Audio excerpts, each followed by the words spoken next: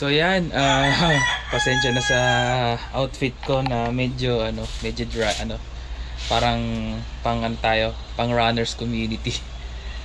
So kung nakikita nyo sa YouTube or sa screen nyo na may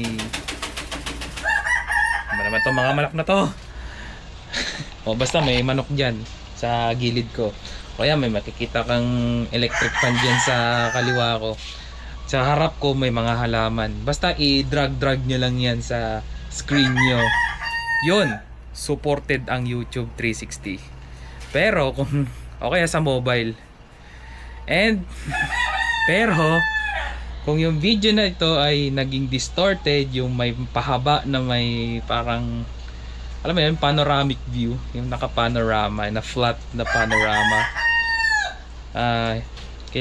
Baka kailangan nyo ng YouTube app or whatever. So sa YouTube ko ilalagay ito dahil siya lang, sa pagkakaalam ko, siya lang ang katangi-tanging video sharing na nagsusupport sa 360. Kaya sa mga naka-VR dyan, sa mga naka-phone na may updated na YouTube app o kaya yung magandang web browser, naka-Google Chrome, yun, magsusupport yung mga 360 video dito sa sa vlog ko, yun.